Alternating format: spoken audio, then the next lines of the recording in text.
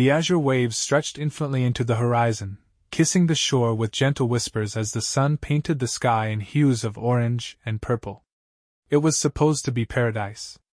Palm trees swayed lazily in the breeze, and the smell of salt water mixed with the faint aroma of grilled seafood from the resort's beachside restaurant. I glanced over at my wife, Vanessa, her laughter carrying over the sound of the waves. She was radiant in her flowing white sundress, her dark hair cascading over her shoulders in loose waves. Her eyes sparkled like they did when we were younger, and for the first time in years, I felt like we had a chance to reconnect. "This is amazing, isn't it, Mike?" she asked, her hand brushing mine as we stood at the edge of the infinity pool overlooking the ocean. "It really is," I replied, my smile genuine. This vacation had been a last-ditch effort to rekindle what we once had. After 10 years of marriage, the routine had dulled our spark, but here, surrounded by paradise, it felt like maybe, just maybe, we could find our way back to each other. Dinner that evening was magical. The restaurant had set our table on the beach, lit by lanterns and the soft glow of moonlight reflecting on the water. We shared laughter and stories, reminiscing about our early days together. I couldn't stop staring at her, wondering how I had let the distance between us grow so vast. "I love this," Vanessa said, her voice soft. "Just us. No distractions, no stress. It's perfect." I reached across the table, my hand covering hers. "It is. And I promise, Vanessa, I'll do better. For us." Her smile faltered for the briefest second, so quick I could have missed it, but she quickly covered it with a laugh. "You're already doing better, Mike. This trip proves that." We ended the night with a walk along the shore, hand in hand. She leaned into me, her warmth a comfort I hadn't felt in years. As the waves lapped at our feet, I felt hopeful. That night, in the intimacy of our room, we made love for the first time in months. The open balcony doors let in the soft sounds of the ocean, and I felt like we were rediscovering each other all over again. For the next few days, everything was perfect. We explored the island, laughed over clumsy snorkeling attempts, and sipped cocktails by the pool. The resort staff began to recognize us, smiling knowingly whenever Vanessa wrapped her arms around me or kissed my cheek. But beneath the surface, there were cracks I couldn't see. The perfect veneer of our vacation was just that, a veneer. And soon, I'd learned just how thin it was. By the third morning of our trip, I began to believe that this vacation might actually fix things between Vanessa and me. We spent the day lounging by the pool, sipping piña coladas while the sun bathed everything in a warm, golden glow. Vanessa was at her most playful, teasing me about my stubbornness in refusing sunscreen. "You'll turn into a lobster, Mike!" and insisting on taking dozens of selfies with us together. Each one was punctuated by her laugh, the sound so light and unburdened that it felt like a drug to me. "I can't believe you're actually smiling," she said, poking me in the ribs after capturing a particularly goofy shot of me trying to balance a drink on my head. "I thought work had sucked the humor right out of you." I grinned, pulling her close for a quick kiss. "Well, you're the one who convinced me to leave work behind for a whole week." She smiled, but something flickered behind her eyes. It was gone so quickly that I brushed it off. We made plans for dinner that night at the resort's finest restaurant, a highly rated seafood spot that required reservations weeks in advance. Vanessa had made sure we had a spot, as if she'd planned this trip to the smallest detail. "You're wearing that blue shirt tonight," she instructed me as we headed back to our suite to change. "The one that makes your shoulders look amazing." I laughed. "Yes, ma'am." Vanessa took her time getting ready, curling her hair in loose waves and slipping into a sleek red dress that hugged her figure in all the right places. She turned to me with a playful smile. "What do you think?" I stepped closer, sliding my hands around her waist. "You look incredible, as always." Dinner was perfection. The food was exquisite, freshly caught lobster and buttery scallops paired with an excellent white wine. Vanessa was radiant, her laughter drawing attention from nearby tables. "I can't remember the last time I saw you this happy," I said, reaching for her hand. "It's this place," she replied, her eyes glistening. It's like we've left all the bad stuff behind. Maybe we should make this an annual thing, I suggested, half joking. I'd love that, she said, her smile wide. We spent the rest of the evening strolling the resort's moonlit gardens, holding hands like we used to when we were dating. When we finally made it back to our suite, Vanessa stopped me just before the door. I want you to know something, she said, her voice soft. I really do love you, Mike. Even when things got hard between us, I never stopped. My throat tightened, and I cupped her face in my hands. I love you too, Vanessa. More than anything. Her eyes searched mine for a moment before she kissed me deeply, and I felt a wave of emotion crash over me. I thought to myself, this is it. We're going to be okay. Later, lying together under the soft sheets, Vanessa traced circles on my chest. Tomorrow, let's spend the whole day at the pool, she said, her voice dreamy. You, me, some drinks, and nothing else. I kissed the top of her head, content. Sounds perfect. But perfection is fleeting, isn't it? I had no idea that as I drifted off to sleep, Vanessa's phone, tucked away on the bedside table, lit up with a message. The next day began just like the others, bright sunshine, the chirping of exotic birds, and Vanessa's laughter as we shared breakfast by the pool. She looked especially beautiful, wearing a sleek black bikini that highlighted her toned figure. She caught me staring and playfully threw her napkin at me. Keep looking at me like that, and I'll think you have an ulterior motive, she teased. Can't blame a man for admiring his wife, I replied, grinning. We spent the morning floating in the pool, Vanessa leaning her head on my shoulder as we soaked in the tropical atmosphere. The bartender kept our drinks flowing, and everything felt perfect, too perfect. By mid-afternoon, Vanessa said she was heading back to the room to shower before dinner. I won't be long, she assured me. Why don't you hang out here and enjoy the view? Sure, I said, relaxing into the lounge chair with a beer in hand. As she walked away, I couldn't help but notice her phone lighting up in the bag she left behind. A text message notification popped up on the screen, but I couldn't see who it was from. Normally, I wouldn't have thought twice about it. We trusted each other, or so I thought. But something nagged at me. Her recent bouts of extra affection, the sudden insistence on a romantic getaway, it all felt slightly off. I shook off the thought. Stop being paranoid. She's your wife. Still, that lingering doubt ate at me. I stayed by the pool a little while longer, trying to enjoy the sunshine, but unease gnawed at the edges of my mind. Finally, I decided to head back to the room, telling myself it was just to check on her. When I opened the door, the world stopped. Vanessa was on the bed, our bed, but she wasn't alone. The man was tall, muscular, with tan skin and a smug expression that made my blood boil.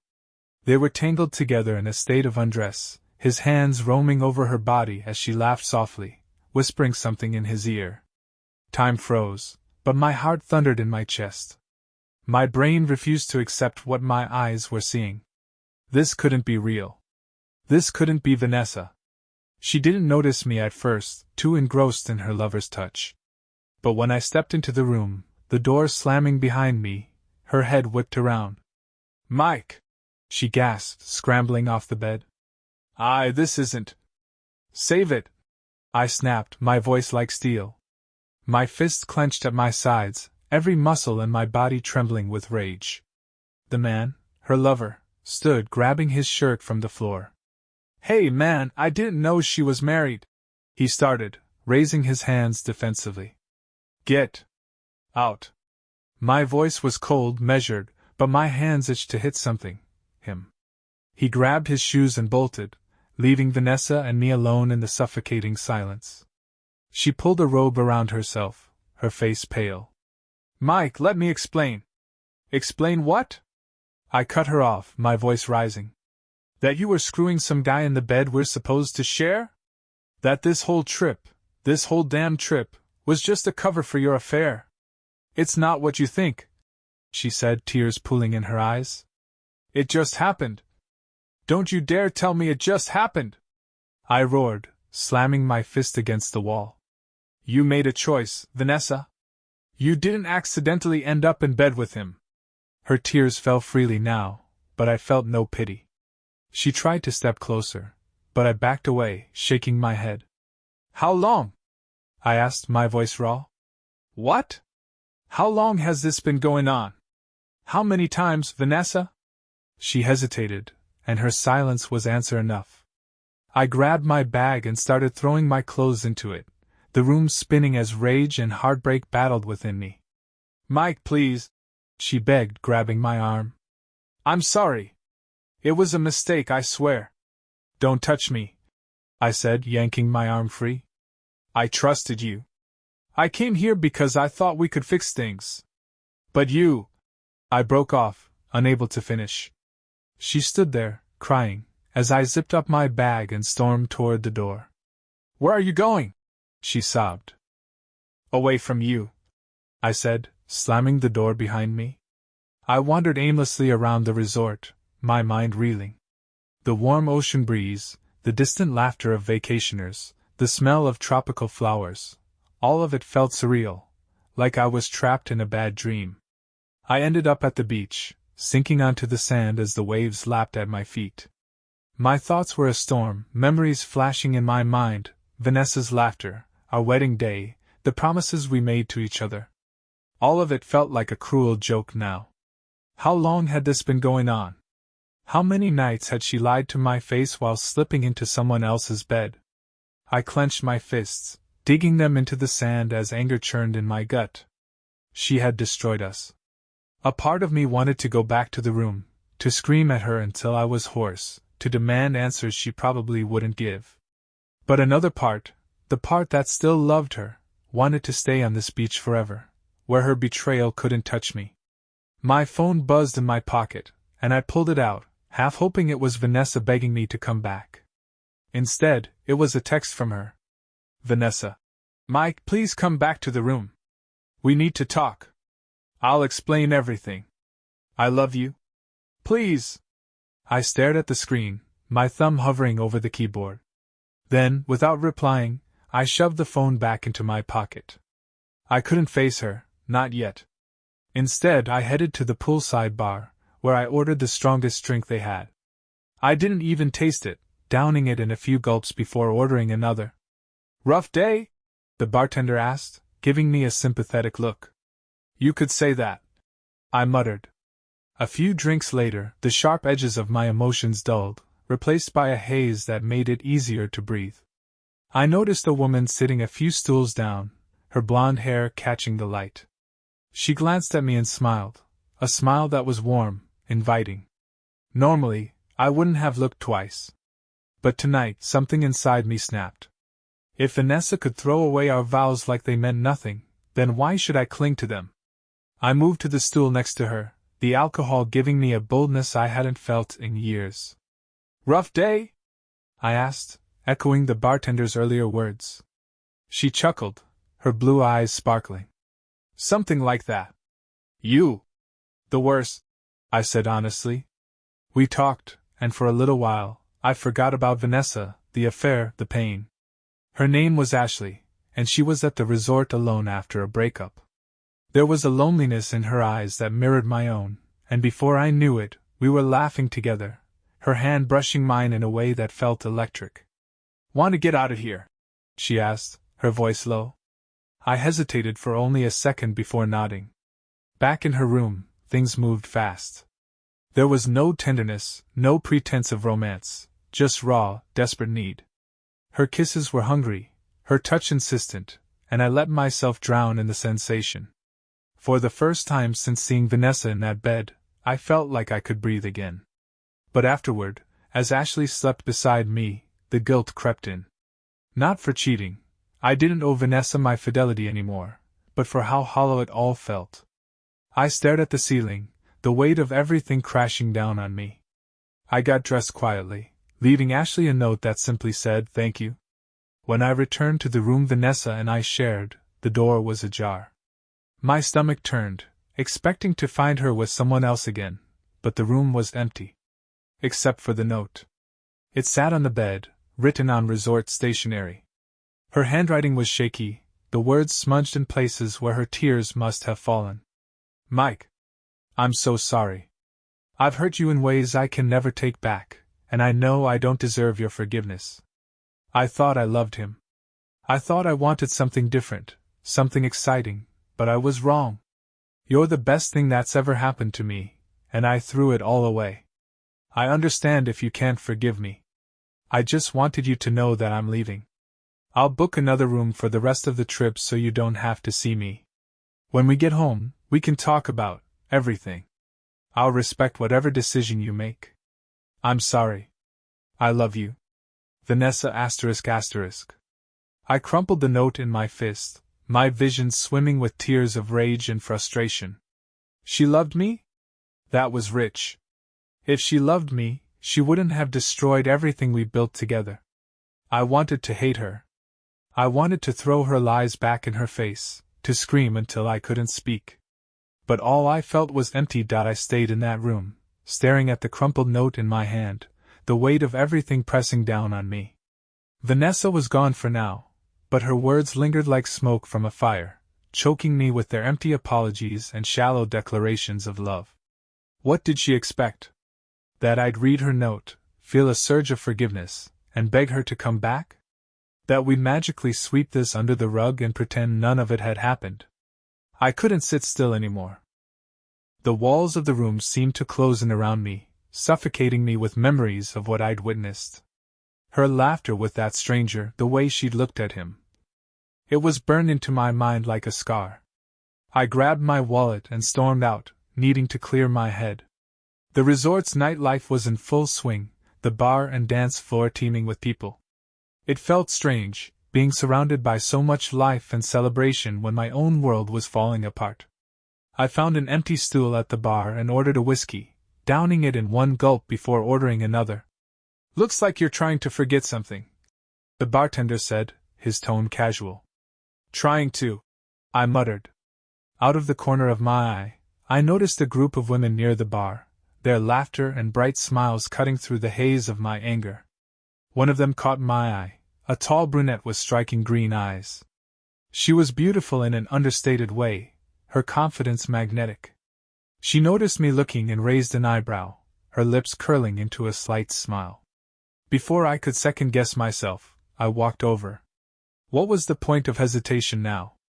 Vanessa had destroyed any reason I had for holding back. Hi, I said, forcing a smile. Can I buy you a drink? Her name was Jessica, and she wasn't shy about telling me she noticed me sitting at the bar. You've got the look of someone who needs to let loose, she said, her voice playful. I shrugged, taking a sip of my drink. It's been a rough day. Let me guess, trouble in paradise? She asked, her tone knowing. You could say that, I admitted. Jessica laughed softly, brushing a strand of hair behind her ear. Well, you're not the first guy to show up here with that story. But here's the thing, you don't have to spend the whole night sulking. There's a dance floor, a decent DJ, and people who'd love to help you forget your troubles. Her smile was infectious, and for a moment, I felt the tension in my chest ease. I let her drag me to the dance floor, where the music pounded through the air, drowning out my thoughts. We danced, her body pressed close to mine, her laughter ringing in my ears. For the first time since Vanessa's betrayal, I felt something other than anger and heartbreak. It wasn't happiness, it was something darker, something reckless. When the song ended, Jessica leaned close, her lips brushing against my ear. Come back to my room, she whispered. I hesitated for a split second. Then I nodded. Jessica's room was smaller than mine and Vanessa's, but I didn't care. The moment the door closed, she pulled me into a kiss, her hands tugging at my shirt. It wasn't love. It wasn't even lust. It was desperation, an attempt to drown out the pain, to reclaim some shred of dignity after everything Vanessa had done. But even as I lost myself in Jessica's touch, the bitterness remained. When I woke up the next morning, the sun was streaming through the curtains, and Jessica was still asleep beside me. I quietly slipped out of bed, gathering my clothes and leaving without a word. The walk back to my room felt endless, the events of the night weighing heavily on me. The resort, so vibrant and idyllic, now felt hollow, like a facade hiding the cracks beneath the surface. When I opened the door to my suite, I half expected to find another note from Vanessa or worse, to see her there waiting for me. But the room was empty, save for the crumpled remains of her last apology. I stood there for a long moment, staring at the mess we'd made of our lives. I didn't feel victorious. I didn't feel satisfied. I just felt broken. The morning sunlight filtered through the sheer curtains, too bright for my pounding head.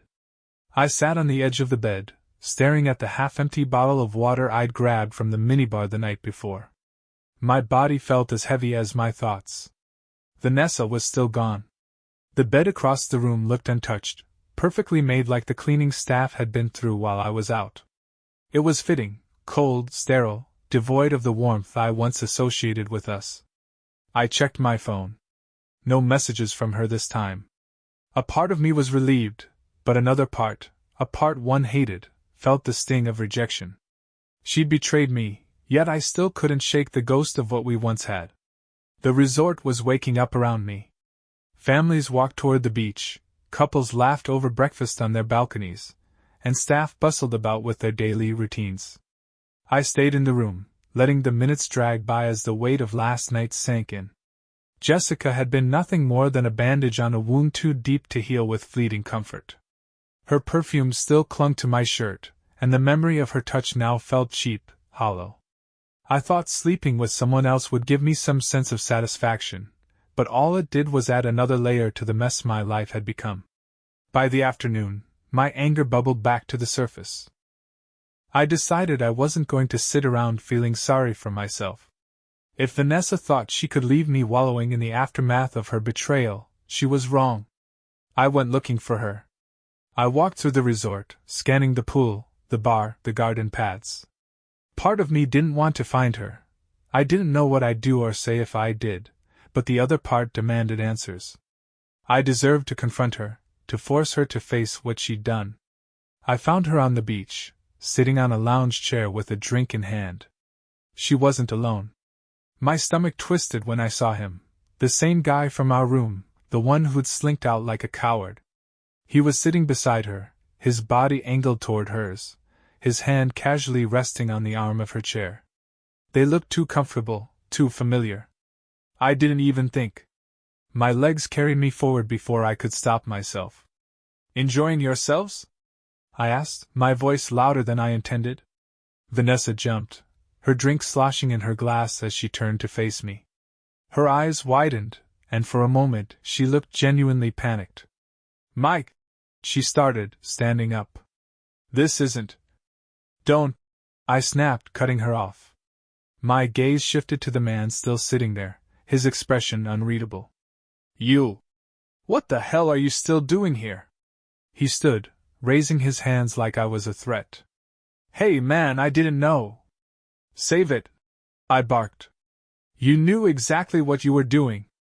"Mike, please," Vanessa interjected, stepping between us. "I told him it was over. He's just here because I—" "Because you what?" I growled, my voice low and dangerous. "Because you couldn't get enough of him?" Her face flushed with anger now, her voice sharp. "I came here to fix things with you, Mike. But you've been pushing me away for years. Do you think I wanted this? Do you think I wanted to?" "Don't," I hissed, my hand shaking as I pointed at her. "Don't you dare put this on me. You're the one who lied. You're the one who brought him into our room, our bed. Don't stand here and pretend you're the victim." Her lips trembled, but her eyes burned with defiance. "You don't know what it's been like, Mike. You shut me out for years. You buried yourself in work, in everything but me. I felt invisible." "Bullshit," I spat. "You could have talked to me. You could have told me how you felt. Instead, you decided to screw someone else. That's not on me, Vanessa. That's on you." The man took a cautious step back, muttering something about not wanting trouble. I barely noticed as he disappeared, leaving me and Vanessa standing on the beach, the tension between us crackling like a live wire. For a moment, neither of us said anything. The ocean roared in the background, and I could feel the eyes of nearby vacationers on us. "I loved you," I said finally, my voice breaking. "I still do, damn it. And you destroyed everything. For what? A fling? A few moments of excitement?" Tears streamed down her face now, but I didn't feel the same satisfaction I thought I would. It just made everything worse. "Maybe I did destroy everything," she said quietly. "But we both let it fall apart long before this trip." Her words hung in the air, and for the first time, I didn't have a response. I walked away before I could say something I'd regret. Back in the room, I packed my bag. I couldn't stay here anymore, surrounded by reminders of everything we'd lost. The flight home wasn't for 2 more days, but I didn't care. I booked an earlier one and left the resort without another word to Vanessa. As I sat in the airport, staring at the departure board, I realized there wasn't going to be a clean resolution to this. There wasn't going to be a happy ending. Vanessa and I had crossed too many lines, broken too many promises. Whatever love we once had was buried under layers of betrayal and pain, and there was no digging it out. When I boarded the plane, I didn't look back. The flight home was quiet, yet my thoughts were deafening. The hum of the plane's engines couldn't drown out the endless loop of questions and regrets running through my mind. I stared out the window, watching clouds drift by as I replayed everything that had happened. Every lie Vanessa told, every laugh we shared that now felt like a mockery of what I thought was real. When the plane landed, I walked through the terminal in a daze, my carry-on slung over my shoulder. The familiar sights of the city felt alien after the chaos of the past few days. I headed straight for the long-term parking lot, climbed into my car, and drove home in silence. Home. The word felt hollow now. The house was exactly as we'd left it, spotless, serene, deceptively warm.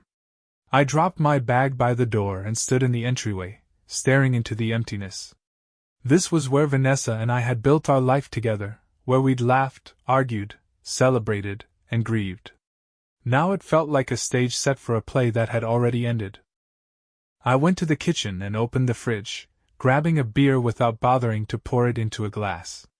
As I sat at the table, the familiar hum of the refrigerator was the only sound. I didn't know if Vanessa would come back here. Part of me hoped she wouldn't. Another part dreaded the moment when she inevitably walked through that door. 2 days later she did. I was on the couch, flipping through TV channels without really watching, when I heard her car pull into the driveway. My chest tightened as I listened to the sound of the engine shutting off, the car door slamming, and her keys jingling at the front door. When she stepped inside, she looked hesitant, her suitcase trailing behind her.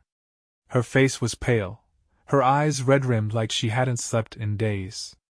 "Mike," she began, her voice soft, almost pleading. I didn't respond. I just stared at her, letting the silence stretch between us. She closed the door and set her suitcase aside, standing awkwardly near the entryway like she wasn't sure if she was welcome.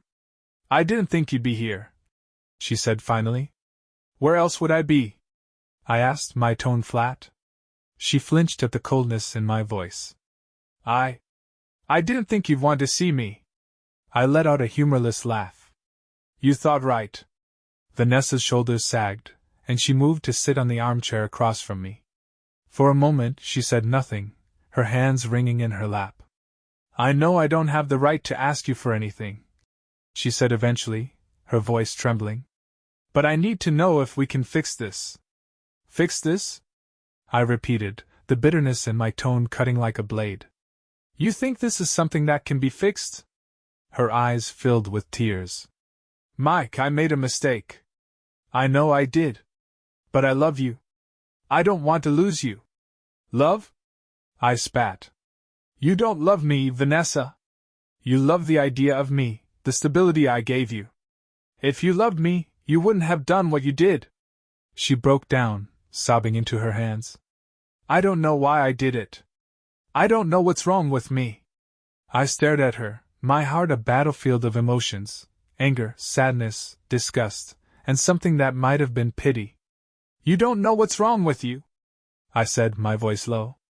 "I'll tell you what's wrong. You're selfish. You don't care about the consequences of your actions. You wanted excitement, and you didn't care who you hurt to get it. Her sobs grew louder, but I didn't soften. You destroyed us, Vanessa. You took everything we built and set it on fire. And now you expect me to just forget it? To act like it didn't happen? No, she whispered. I don't expect that. I want us to try. Please, Mike. I'll do anything. I stood, unable to sit still under the weight of her pleading. Anything? Really? You think you can erase this? You think you can undo what I saw, what I felt? She looked up at me, her face streaked with tears. I'll spend the rest of my life making it up to you if I have to. I shook my head, laughing bitterly. You can't make this up to me, Vanessa. You broke something that can't be fixed. Her sobs filled the room as I walked to the window, staring out at the street. For a moment I thought about what life would look like if I stayed. I could try to forgive her, try to rebuild what was lost. But the image in my mind was bleak, filled with resentment and half-truths. I'm filing for divorce, I said finally, my voice steady. Her sobs stopped abruptly, replaced by a sharp intake of breath. What? She whispered, her voice shaking. You heard me, I said, turning to face her. I'm done, Vanessa. I can't do this anymore. She stared at me, her face crumpling as the reality of my words sank in. Mike, please. Don't do this. We can go to counseling, therapy, anything. Just don't give up on us. I met her gaze, my expression hard. You gave up on us the moment you brought him into our room. Her shoulders slumped, and she buried her face in her hands again. I didn't stay to watch her cry. I went upstairs, shutting the door behind me and leaving her with the silence of the empty house. The days that followed my declaration were a blur of tense silence and unspoken tension. Vanessa stayed in the house, claiming she needed time to figure out her next move. I gave her space, not because I was considerate, but because I couldn't stomach the sight of her. I started sleeping in the guest room. Even being in our bedroom, where I discovered countless memories now tainted by her betrayal, felt suffocating. I threw myself into work, taking on extra hours, anything to avoid being home. The lawyer I hired was efficient. She didn't waste time sugarcoating the situation or pretending things would be painless. You're looking at a standard no-fault divorce, she said, sliding a stack of papers across her desk. Assets will be split, and unless you've got a prenup, the house and savings will be divided equally. I clenched my jaw, nodding. Fine. Let's get it over with.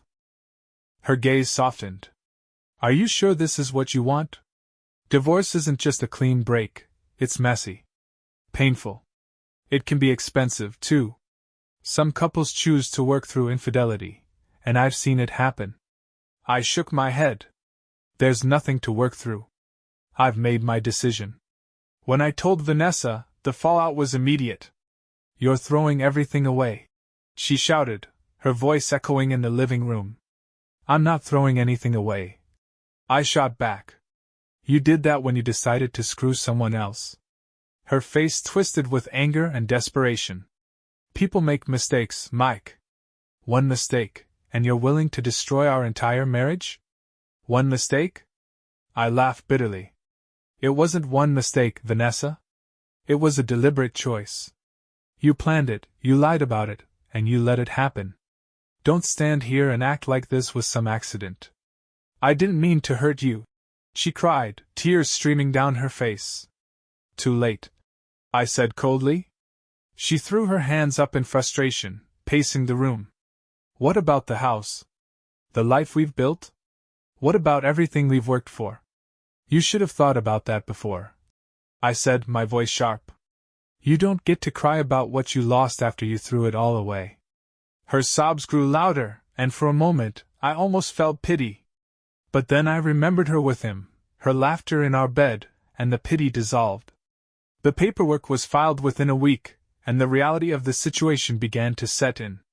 Vanessa's demeanor shifted from pleading to bitter. She started accusing me of being heartless, of giving up too easily. You're not the saint you think you are, she said one night, her voice laced with venom. You've been distant for years, and now you want to play the victim? I wasn't distant, I said, my anger rising. I was working to give us a life. I was doing everything I could to make sure we were secure. But apparently, that wasn't enough for you. She shook her head, a bitter laugh escaping her lips. You think this is all my fault, don't you? You think you're blameless in all of this? I didn't cheat, I said, my voice cold. So yeah, I think I'm blameless. Her silence was deafening. By the time the divorce proceedings began, we were barely speaking. Vanessa stayed in the house out of necessity, but every interaction was a battle. The house itself became a war zone. She refused to move out, and I wasn't going to leave either. We lived like ghosts, passing each other in the halls without a word. One day, I came home to find her boxing up my things. What the hell is this? I asked, my voice sharp. She didn't even look up. You've made it clear you don't want to be here. I'm just making it easier for you. I stared at her, the anger bubbling up again. This is my house too, Vanessa. You don't get to decide who stays and who goes. She slammed the box shut, her eyes flashing. Maybe if you'd been here more often instead of burying yourself in work, we wouldn't be in this mess. Are you kidding me right now? I said, my voice rising. You're still trying to blame me for this? You're unbelievable. She turned away, her shoulders trembling. I'm not blaming you. I'm trying to figure out where it all went wrong. I didn't respond. I couldn't. The truth was, I didn't know where it went wrong either.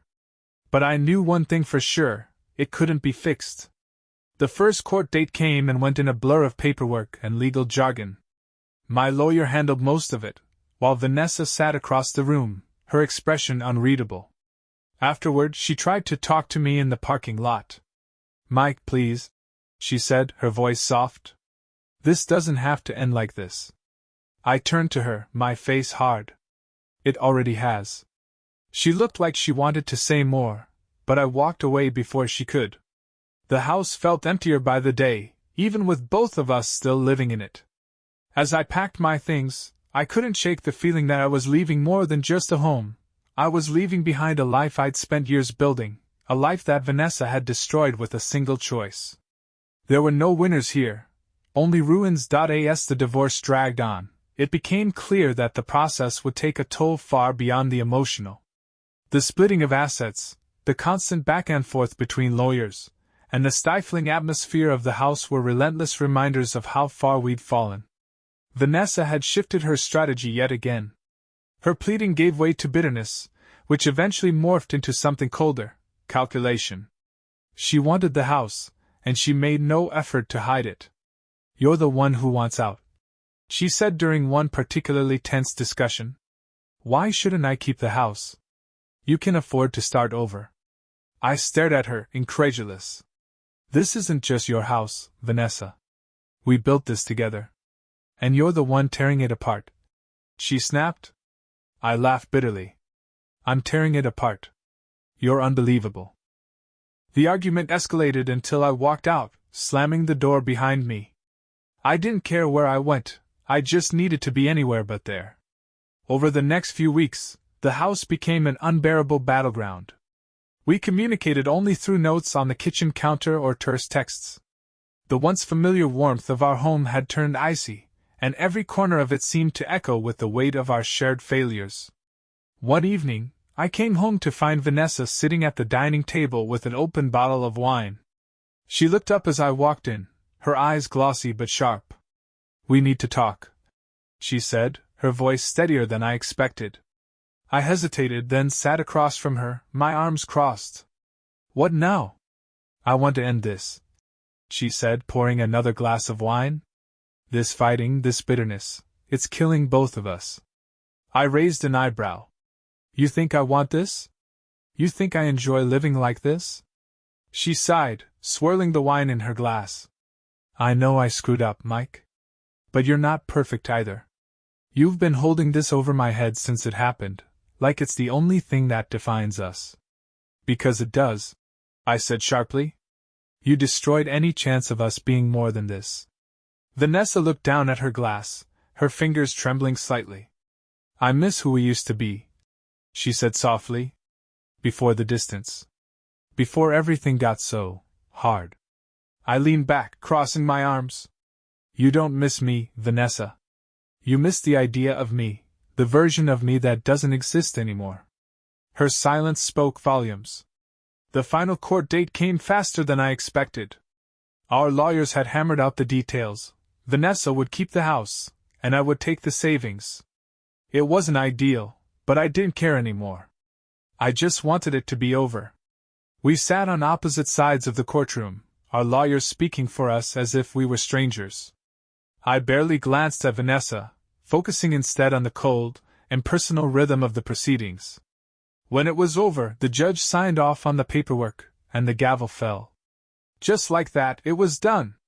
The first night after the divorce was finalized, I moved into a small apartment on the other side of town. It wasn't much, a one-bedroom with thin walls and outdated appliances, but it was mine. The silence of the space was jarring at first, but I welcomed it. I unpacked slowly, methodically, trying to make sense of my new reality. As I hung up my clothes in the closet, I found a picture of Vanessa and me tucked into one of the boxes. It was from our honeymoon, taken on a beach not unlike the one where everything had unraveled. We looked happy. I stared at the picture for a long time before tucking it into the back of the closet, out of sight. Vanessa and I didn't speak for weeks after the divorce. I heard through mutual friends that she was still in the house, trying to find herself. I didn't ask for details, and they didn't offer. One night I got a text from her. "I'm sorry for everything. I hope you find happiness. You deserve it." I didn't reply. Life didn't get easier, but it became manageable. I threw myself into work, took up running, and started reconnecting with old friends. Slowly, I began to feel like myself again, though a version of myself I didn't quite recognize. As for Vanessa, I had no idea what she was doing, and I didn't want to know. Whatever life she built for herself, it was hers to live. One day, while cleaning out my closet, I found the photo from our honeymoon again. I held it for a moment, staring at the smiling couple who seemed so full of promise. Then I tore it in half and threw it away. Some things weren't worth holding on to. Weeks turned into months, and life settled into a rhythm that felt foreign but steady. The sting of betrayal dulled to an ache I carried in the background, a scar that reminded me of everything I'd lost but also everything I'd survived. My apartment was sparse but functional. The furniture was a mix of hand-me-downs and cheap finds, nothing like the carefully curated decor Vanessa and I had chosen together. But it didn't matter. It wasn't home, but it was mine. Work became my sanctuary. The hours I poured into my projects filled the empty spaces in my days, and my coworkers, whether they realized it or not, became an anchor that kept me grounded. They didn't ask about Vanessa or the divorce, though a few sidelong glances told me they knew. I avoided our old social circles. Mutual friends invited me to dinners and gatherings, but I always found an excuse not to go. I couldn't bear the thought of the whispered conversations, the pitying looks, or the inevitable questions about what had gone wrong. Vanessa's name rarely crossed my mind, but occasionally, I'd catch myself wondering where she was or what she was doing. The bitterness that had once consumed me was slowly replaced by a weary indifference. She could have the house, the memories, and whatever excuses she told herself to justify what she'd done. One evening, as I was leaving the office, I saw her name flash across my phone. For a moment, I considered ignoring it. But curiosity, or maybe something deeper, got the better of me. "Hello?" I answered, my voice flat. "Mike," she said, her voice soft. "I wasn't sure if you'd pick up." "What do you want, Vanessa?" There was a pause, and I could hear her exhale shakily. I wanted to check in. See how you're doing." I laughed bitterly. "Why? So you can ease your conscience?" "That's not fair," she said, her tone defensive. "Fair?" I snapped. "You want to talk about fair? You destroyed our marriage, Vanessa. You don't get to call me months later and pretend you care." "I do care," she insisted. "I know I messed up, Mike, But I never stopped caring about you. I closed my eyes, pinching the bridge of my nose. If you cared, you wouldn't have done what you did. And you wouldn't be calling me now, dragging me back into this. Her silence spoke volumes. Is that all? I asked, my voice cold. Yeah, she whispered. That's all. I hung up without saying goodbye. That night, I sat on the couch with a drink in hand, staring at the wall. Her call had stirred up feelings I thought I'd buried, a mix of anger, sadness, and something resembling closure. Vanessa wasn't my responsibility anymore. Her regret, her guilt, her attempts to reconcile, it wasn't my burden to bear. A few weeks later, I ran into a mutual friend, Claire, at the grocery store. She greeted me warmly, but there was a cautiousness in her tone, as if she wasn't sure how much she could say. Vanessa's moving, she said after a few minutes of small talk. I froze for a moment, then nodded. Good for her. She sold the house, Claire continued. She said it was too big for one person. I didn't ask where she was going. I didn't want to know. Time passed, and slowly, the shadow Vanessa had cast over my life began to fade. The divorce didn't define me anymore. It was just something that had happened, a chapter in my life that I'd finally closed. I started dating again, cautiously dipping my toes into the unfamiliar waters of modern romance. There were awkward conversations, mismatched expectations, and moments when I questioned whether I was ready. But there were also glimmers of hope, people who reminded me that life didn't end with one betrayal. One evening, as I walked through the park near my apartment, I saw a couple sitting on a bench, their heads close together, as they laughed over something on his phone. The sight stirred a pang of something bittersweet in my chest. I thought of Vanessa, not with longing, but with the clarity that comes from time and distance. We had loved each other once, but that love had crumbled under the weight of lies and unmet expectations. She was a part of my story, but she wasn't my future. I turned away from the couple and kept walking, the cool evening air filling my lungs. For the first time in a long while, I felt light, like I wasn't carrying the weight of what could have been anymore. Time didn't heal all wounds, it just numbed them. Days blurred into weeks, and I carried on with life, not because I wanted to, but because I had to. Work filled my weekdays, and on weekends I kept myself busy with mindless tasks, reorganizing the apartment, running errands, pretending to care about whatever show played on the TV. The loneliness had settled in now, a quiet companion that followed me wherever I went. Even when I was surrounded by people, it was there, a cold reminder of what I'd lost, of what I wasn't sure I'd ever have again. One rainy evening, as I sat in my apartment scrolling through emails, my phone buzzed. I frowned when I saw the name on the screen, Vanessa's mom. I hadn't heard from her since the divorce, and seeing her name felt like a slap to the face. Against my better judgment, I answered. Hello? Mike. Her voice was soft, hesitant. I wasn't sure if I should call, but I thought you'd want to know. Know what? I asked, my chest tightening. There was a long pause before she said. Vanessa's not doing well. She's been struggling a lot since the divorce. I closed my eyes, leaning back against the couch. Why are you telling me this? Because I think she needs help, she said, her voice trembling. She's lost, Mike. She talks about you all the time. About how much she regrets what she did. Her words hit like a punch to the gut. That's not my problem anymore, I said, my tone colder than I intended. I know, she said quickly. I'm not asking you to fix things. I thought you should know. I didn't know what to say, so I said nothing. After a moment, she sighed. Take care of yourself, Mike. The line went dead, leaving me with a knot of emotions I didn't know how to untangle. That night, I couldn't sleep. I kept thinking about Vanessa, about the life we'd shared, about the person I thought she was. Her mother's words echoed in my mind, dragging me back to places I didn't want to revisit. Part of me wanted to call her, to see if she was okay. But another part, the part that still carried the weight of her betrayal, kept me from picking up the phone. She had made her choices. She'd set this all in motion. A few days later, I bumped into a mutual acquaintance at a coffee shop. We exchanged polite small talk, but before long, the conversation shifted to Vanessa. "Have you talked to her lately?" she asked, her tone cautious. "No," I said flatly. She hesitated, then said, "She's been going through a rough patch.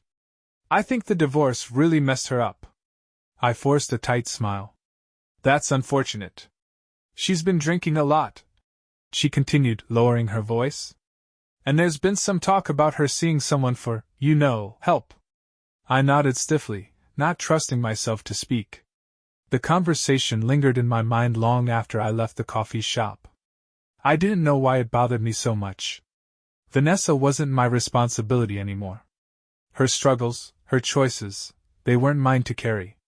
But late at night, when the world was quiet and the walls of my apartment felt too close, I couldn't stop wondering, what if she really was falling apart? The following week, I got another call. This time, it was from Vanessa herself. I almost didn't answer, but curiosity, or maybe guilt, got the better of me. "Mike," she said, her voice shaky. I know I'm probably the last person you want to hear from, but I need to say this." "What is it, Vanessa?"